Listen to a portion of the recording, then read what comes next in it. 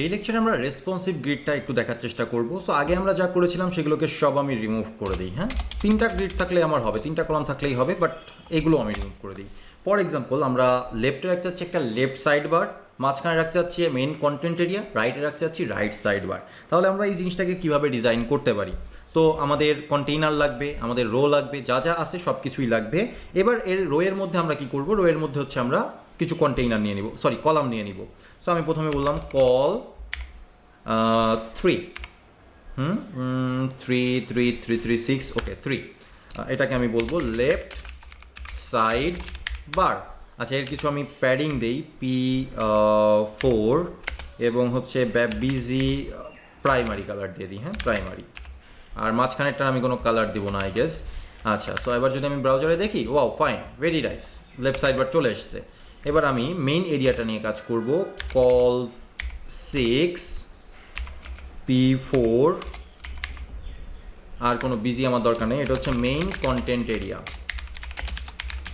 ওকে, very nice. এটা বোঝা যাচ্ছে না, সো আমি একটা বর্ডার দিয়ে দিই, চারপাশ থেকে বর্ডার দিয়ে দিই।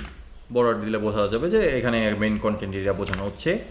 আর আরেকটা রাইট সাইড বার আমার দরকার, সো আমি এটাকে পেস্ট করে দেই। এখানে আমি জাস্ট বলবো মেইন কন্টেন্ট এরিয়া কেন হলো, আচ্ছা এটা এখানেই পেস্ট হয়েছে। সো এটা হচ্ছে right side bar. Good, very good. আমার 12 কলাম সিস্টেম বা বুটস্ট্র্যাপের গ্রিড সিস্টেম ব্যবহার করে আমার 3টা কলাম তৈরি হয়েছে। এখানে আমি মেন কন্টেন্ট রাখবো। মেন কন্টেন্ট বলতে কি, মেন কন্টেন্টে একটু ডিজাইন করা যাক। ফর এক্সাম্পল, একটা H1 ট্যাগ, H1 ট্যাগ আবার ডিজাইন করার জন্য হচ্ছে ডিসপ্লে নামক ক্লাস রয়েছে, ডিসপ্লে 4, ডিসপ্লে 1 2 3 4 এরকম রয়েছে। আই অ্যাম দ্য টাইটেল বা হেডার, এখানে কিছু প্যারাগ্রাফ ট্যাগ, লোরেম, প্যারাগ্রাফে ডিজাইন করার জন্য লিড নামের একটা ক্লাস রয়েছে, lead. Okay, so it is looking good. এখন আমি চাচ্ছি যখন স্ক্রিনটা ছোট হবে তখন লেফট সাইড বার পুরো জায়গা নিবে, আমার কন্টেন্টটাও পুরো জায়গা নিবে, এবং রাইট সাইড বার নিচে চলে আসবে। উপরে থাকবে লেফট সাইড বার, নিচে থাকবে আমার কন্টেন্ট এরিয়া, তারপরে থাকবে হচ্ছে আমার রাইট সাইড বার। এরকম আমি চাচ্ছি। খুব সিম্পল চাহিদা, তাই না? তাহলে এই ক্ষেত্রে আমরা যখন এই যে কল নিয়ে কথা বলছিলাম, কল কল কল, এই কলগুলোকে আমরা এইভাবে কল 3, কল 6 এইভাবে না লিখে আমরা লিখব কল SM, কল MD, এইভাবে করে লিখবো। হ্যাঁ, সো আমরা যদি এখানে যে বলতাম কল MD মিডিয়াম সাইজ যখন হবে, আচ্ছা মিডিয়াম সাইজের সাইজটা কত সেটা যদি আমরা একটু দেখি, আবার একবার ছোট্ট করে কন্টেইনার্সে চলে যাই। মিডিয়াম সাইজ মানে হচ্ছে 992 পিক্সেল পর্যন্ত, তাই তো? 991 পিক্সেল পর্যন্ত। ওকে, 991 পিক্সেল পর্যন্ত, 720 পিক্সেল পর্যন্ত। আচ্ছা, তো 720 পিক্সেলের নিচে চলে আসলেই, বা 991 পিক্সেলের নিচে চলে আসলেই কি হবে? আমরা চাচ্ছি এই মিডিয়াম সাইজের স্ক্রিনে যদি চলে আসে তাহলে এই 2টা সেকশন উপরে থাকবে এবং রাইট সাইড বার নিচে চলে আসবে পুরোপুরি, এরকম আমি চাচ্ছি। ঠিক আছে, তার মানে আমরা এখানে বলতে পারি, কলের অংশটা ভুলে যাই, কল MD যদি হয়, কল MDর ক্ষেত্রে আমরা এখানে বলবো এটা 4 হবে। আর কল MDর ক্ষেত্রে আমাদের মেন কন্টেন্ট এরিয়া, কল MDর ক্ষেত্রে আমার মেন কন্টেন্ট এরিয়া হয়ে যাবে 8। সেভ করি, খুব বাজেভাবে দেখা যাচ্ছে। আর এটার হচ্ছে আমি রাইট সেকশন যেটা রয়েছে, বিজি প্রাইমারি কালার না দিয়ে বিজি সেকেন্ডারি কালার দিয়ে দিই, সেকেন্ডারি, তাহলে বোঝা যাবে ভালোভাবে। ওকে, দেখেন এখন আমি মিডিয়াম সেকশনের থেকে অনেক বড় সেকশনে আসি। হ্যাঁ, তো মিডিয়াম থেকে ওপরে যত সেকশন আছে সব সেকশনের জন্য এটা এইভাবেই কাজ করবে। বাট হোয়াট উইল হ্যাপেন যদি আমরা একদম ছোটোতে চলে যাই, ছোটো স্ক্রিনে? দেখেন মিডিয়াম কত দূর পর্যন্ত? মিডিয়াম হচ্ছে 768 পিক্সেল থেকে মিডিয়াম শুরু। তাহলে 768 পিক্সেলের পূর্বে চলে যাই আমি, 768, 768, 768, ইয়েস 769 বা 768-তে এই সাইজটা এটা সুন্দরভাবে দেখাচ্ছে। লেফট সাইডটা ঠিক মতোই আছে, রাইট সাইডটা মেইন কন্টেন্ট এরিয়াটা ঠিক মতোই আছে। কিন্তু তার নিচে গেলে কি হবে? তার নিচে গেলে দেখেন যে আমার যেভাবে আমরা চাচ্ছিলাম যে লেফট সাইডটা উপরে চলে যাবে, তার নিচে কন্টেন্ট, তার নিচে রাইট, তার নিচের অংশ সব কিছু ঠিকঠাক আছে। কিন্তু রাইট সাইডের ক্ষেত্রে একটা সমস্যা আছে। রাইট সাইডের ক্ষেত্রে কি সমস্যা? রাইট সাইডের ক্ষেত্রে এটা ছোট্ট এরিয়া নিয়েই বসে আছে, এটা পুরো জায়গাটা দখল করছে না। তার মানে আমি যেটা বলবো যে মিডিয়ামেই যখন থাকবে এটা, তখন এটা পুরো এরিয়াটা দখল করবে, এর থেকে বেশি না, পুরো এরিয়াটা দখল করবে। তার মানে এখানে আমরা বলবো কল MD 12, কল MD 12 মানে কি? পুরো এরিয়াটা দখল করো। এবার দেখেন পুরো জায়গাটা দখল করেছে। ঠিক আছে, এখন আমার এরিয়াটা এইরকম দেখতে দেখা যাচ্ছে, কিন্তু এত বড় স্ক্রিনের ক্ষেত্রে তো এরকম দেখার কথা না, মিডিয়াম স্ক্রিন থেকে এরকম দেখার কথা। সো মিডিয়াম স্ক্রিনের ক্ষেত্রে এরকম দেখার কথা, আর মিডিয়ামের থেকে যত ছোট স্ক্রিন আছে সব ছোট স্ক্রিনের জন্য এইরকম দেখার কথা। তার মানে ছোট স্ক্রিনের জন্য আমার প্রবলেম সলভড, ছোট স্ক্রিনের জন্য প্রবলেম সলভ, মিডিয়াম স্ক্রিনের জন্য প্রবলেম সলভ। কিন্তু লার্জ স্ক্রিনের জন্য কি? লার্জ স্ক্রিন কত থেকে শুরু হচ্ছে? লার্জ স্ক্রিন শুরু হচ্ছে আমার আচ্ছা এক্সট্রা লার্জ, আমি লার্জ পর্যন্ত এরকমই রাখবো, লার্জ পর্যন্ত আমি এরকমই রাখবো, বাট এক্সট্রা লার্জের ক্ষেত্রে যে আমি চেঞ্জ করব।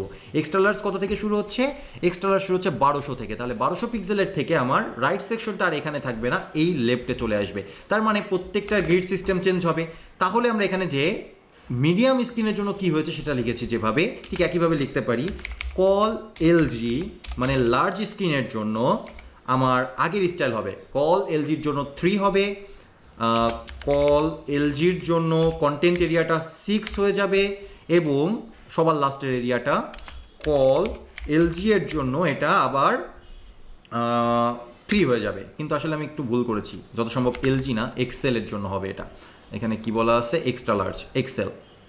1200 পিক্সেল কোথা থেকে শুরু? আচ্ছা আচ্ছা আচ্ছা, এটা হচ্ছে এলজি তো একেবারেই ছোট, এক্সেল থেকে হবে। আমি ভুল করেছি, এখানে কল এলজির জন্য না, কল এক্সেলের জন্য হবে। কারণ এইটা করলে এবারে কী হবে, বর্তমানে দেখেন এটা ঠিক আছে, নো প্রবলেম, কিন্তু একটু ছোট হলেই মানে এখান থেকেই ধরেন এটা রাইটে চলে যাচ্ছে। সো আমি আরেকটু বড় হওয়ার পরে যাইতে চাচ্ছিলাম। ঠিক আছে, আপনি যদি চান যে এই স্টাইলেই যাবে, নো প্রবলেম, আপনি আরেকটু বড় হইতেও দিতে পারেন। যদি আপনি আরেকটু বড় হওয়ার পরে রাইটে রাখতে চান, তাহলে আপনি এখানে এলজির বদলে এক্সেল ব্যবহার করেন। হ্যাঁ, এখানে এক্সেল, এখানে এক্সেল এবং এখানে এক্সেল।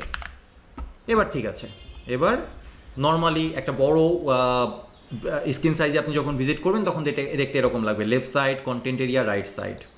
এবার আপনি একটু ছোট স্ক্রিনে চলে যান, ওয়াও, আমার লেফট সাইড বড় হয়ে গেল, কন্টেন্ট এরিয়া দেখার মতো হয়ে গেল, রাইট সাইড বার পুরো জায়গা দখল করে নিল। যত ছোট করেন একদম ছোটোতে চলে যান, তখন তিনটা সেকশন হয়ে যাচ্ছে।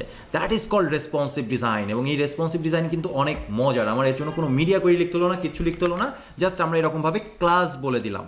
ওকে, তো আপনি এই জিনিসটা মাথায় রাখবেন, যখন আপনি প্রথমে স্মল ডিভাইসের জন্য কিছু একটা বলে দিবেন, তাহলে এক্সট্রা স্মল থেকে স্মল পর্যন্ত সেম ডিজাইনটা পাবে। আপনি মিডিয়াম সাইজের জন্য কিছু বললে 0 থেকে মিডিয়াম সাইজ পর্যন্ত সেটাই পাবে। আপনি লার্জের জন্য শুধুমাত্র বললে 0 থেকে লার্জ পর্যন্ত সেটাই পাবে।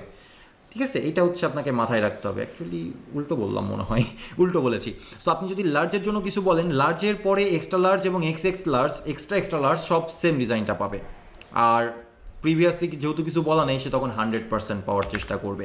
সো আমরা কিন্তু কোনোভাবে এক্সট্রা স্মল বা স্মলের জন্য কিছু বলিনি, আমরা মিডিয়াম সাইজের স্ক্রিনটা কেমন হবে সেটা বলে দিয়েছি। যেহেতু মিডিয়াম সাইজে কেমন হবে সেটা বলে দিয়েছি, তার নিচে অটোমেটিক্যালি সব কিছু 100% কল্পনা করে নিয়েছে। আমি স্মল সাইজের জন্য বলিনি যে আমার পুরো 100% হতে হবে। আবার আপনি চাইলে সেটা বলতেও পারতেন, no problem at all. So এইভাবে করে আমরা বিভিন্ন রকম ক্লাস বিভিন্ন স্ক্রিন সাইজের জন্য ব্যবহার করে সুন্দর রেসপন্সিভ ডিজাইন তৈরি করতে পারি, যেটা আমরা প্রজেক্ট করতে যেয়ে দেখবো। অবশ্যই প্রজেক্ট করতে যেয়ে এই জিনিসগুলো আমরা খেয়াল করব। তাহলে দেখা হচ্ছে পরবর্তী সেকশনে। এই সেকশন এখানেই শেষ, লেআউটের সেকশন। এবার আমাদের দেখতে হবে বুটস্ট্র্যাপের কমন কিছু কম্পোনেন্ট, একটু বড় সড়ো যে কম্পোনেন্টগুলো আছে সেই কম্পোনেন্টগুলো আমরা এবার দেখব নেক্সট সেকশনে।